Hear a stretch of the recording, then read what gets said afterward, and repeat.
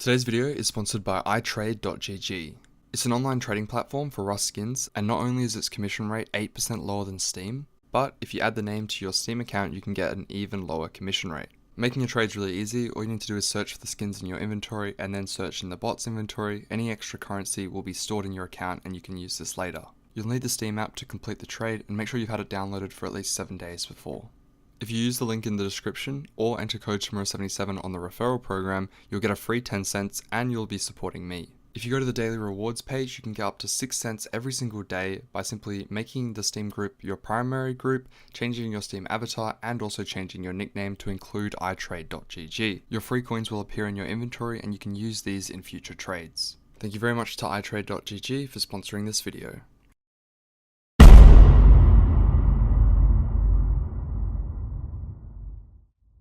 For most, Rust is a game about progression, and to consistently do that, you'll need to collect a lot of scrap. So that is why in today's video, I'm going to be showing you how to loot monuments efficiently.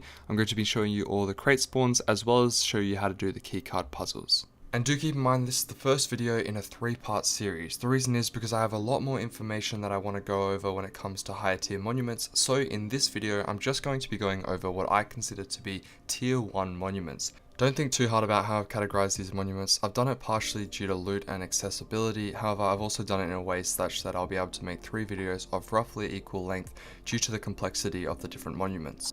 Just quickly before we get into specific monuments, I wanted to go over some general tips which covers all of the monuments.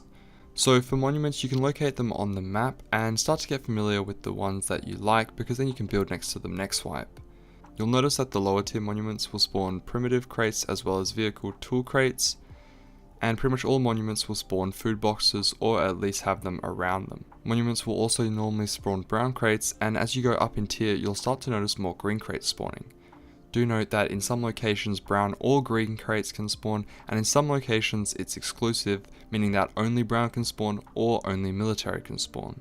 So for the sake of me not repeating myself, I will specify whether or not it is a brown or a military crate, and if it's either or, I'll probably just say crate. Also, for all monuments it's pretty much the same. Brown crates will respawn within 5 to 15 minutes, military crates will take 15 to 30 minutes, and elite crates will take anywhere from 30 minutes to 60 minutes. And on top of that, these times will lower for the more players on the server. Up until 100 players, these are the default times. However, every player above 100 will reduce this time. And generally on servers up to 300 pop, the times that I just mentioned are about halved.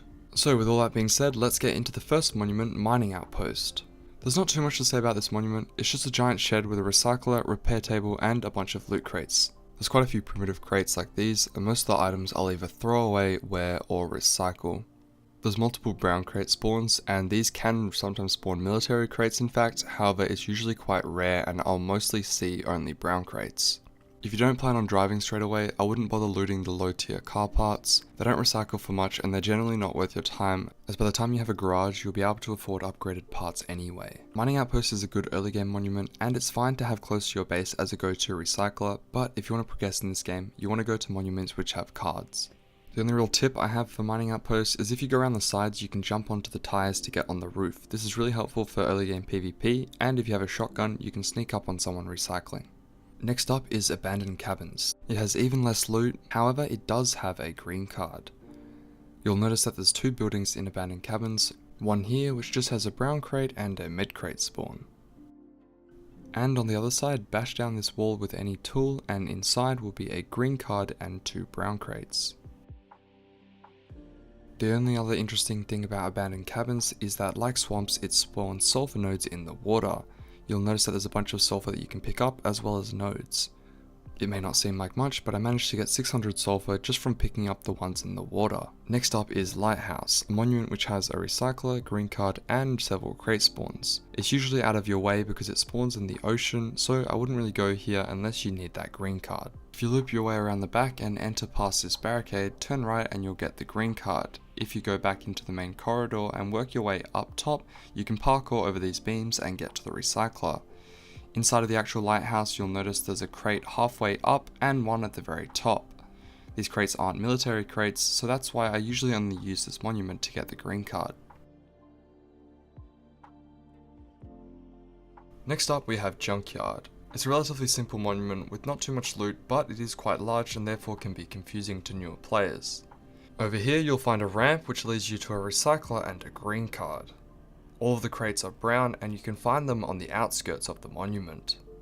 There's also a few crates as you're walking towards the center, but most of them are pretty much in your vision and there's only one or two that are really tucked away.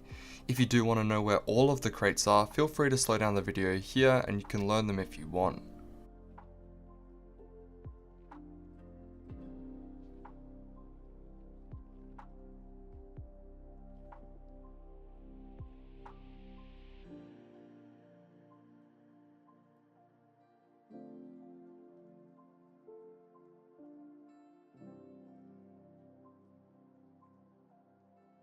Next up is the gas station. This is definitely an upgrade from the previous monuments, as not only does it have a green card, recycler and multiple crate spawns, but it has a guaranteed mill crate spawn and some of the brown crates can actually be mill crates as well. There's a hole in the fence here that you can crouch under to get to this crate over here.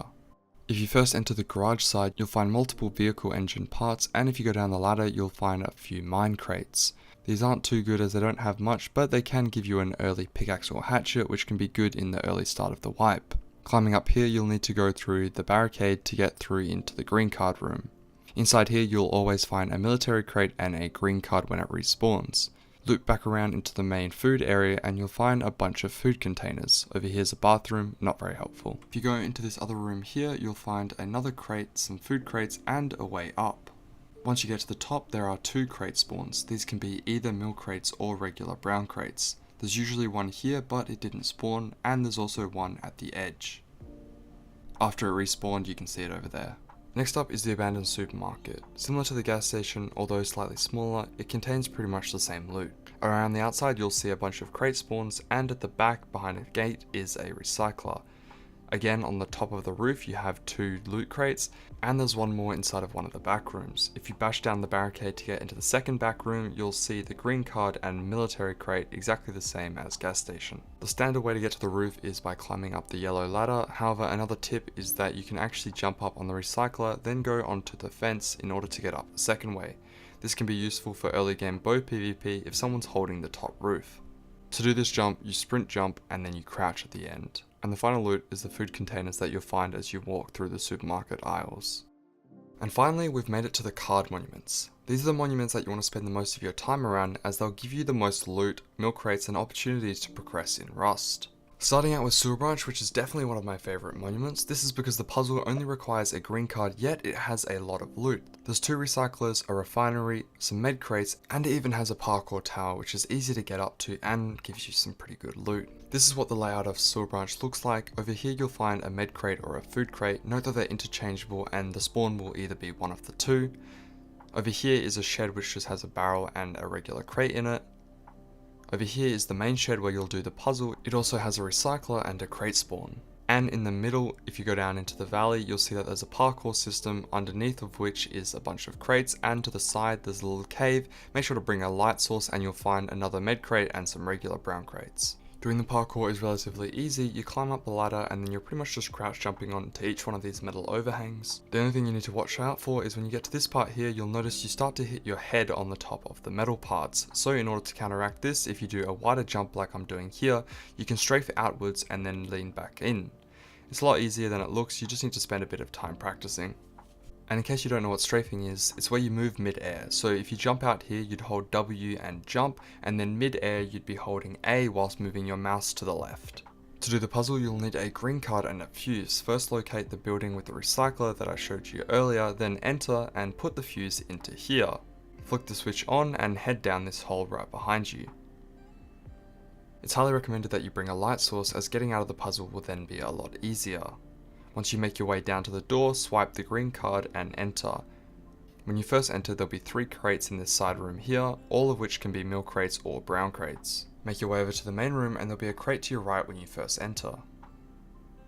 There's a refinery at the other back corner, and then you can start to make your way down the stairs. Here on the desk you'll find your blue card. Behind you will be a crate there, a crate to your right, one on the stack of these boxes, a recycler in the center, and then there's 2 more hidden crates, one over there, and don't forget about this final one which is hidden behind these stacked boxes.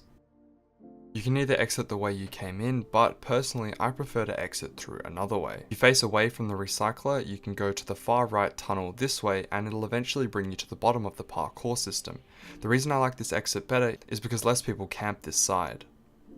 And my final tip for sewer branch is when you're about to do the puzzle, if you enter the fuse and flick the switch, listen really closely, and if you hear the door swing open, that means that the puzzle's been done recently and the loot will be gone, which means you need to come back at a later time and try again. For reference, this is what the door swing sounds like.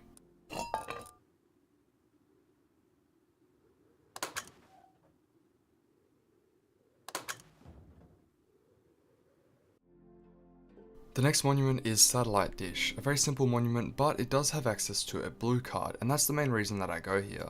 Around the edges of this monument you'll find a bunch of barrels and food containers, and in the middle you'll find 2 satellite dishes. The hollow one has a recycler and the other one has a research table, both of which in the bottom. At the top of the stairs you'll find a brown crate on either one of these, and in this building over here you'll also find a brown crate. To do the puzzle you want to locate these 2 buildings here. Enter the outer one and place in a fuse. Then go around to the back of the building, flick the switch, and then swipe the green card. Inside you'll find a blue card and some brown crates. This monument isn't nearly as good as some of the others, but it does give you a blue card which allows you to do some of the higher tier monuments. Next up is Harbour. There's 2 types of harbour layouts, one big and one small, and both are pretty similar. You can use your green card to get a blue card at both of the monuments, both of which have a recycler and an oil refinery, and they both have brown crates, and some of those brown crates can even be milk crates. It's for these reasons that I only go here to just get the blue card, as there's much better monuments out there. At Small Harbour, the puzzle is located here, and at Large Harbour, it's located over here. Again, like the other puzzles, you enter a fuse, flick a switch, and then swipe your card. Inside you'll locate 2 brown crates and a blue card. On Large Harbour, after you enter the fuse and flick the switch, you will have to run along to the other building to swipe your card. If you're ever lost at any of the puzzles, just remember that you can follow the wiring, as this is how the Rust devs give us a little bit of a hint in how to do the puzzles. For Small, the recycler is located here, and the refinery is located over here. For Large, the recycler is located over here, and the refinery is located over here. Crates will naturally spawn all around the monument, mainly in shipping crates and buildings that look like this. There is also a cargo truck which looks like this and always has 1 crate on the back. Also, don't waste your time climbing any ladders or high stairs, as the loot won't spawn at the top. And that is the end of the video. Thank you very much for watching, and as always, if you have any questions or comments, feel free to leave them down below. Feel free to let me know what you want to see in future videos, like the video if you enjoyed it, and subscribe to see more. Thanks heaps for watching, and I'll see you in the next one.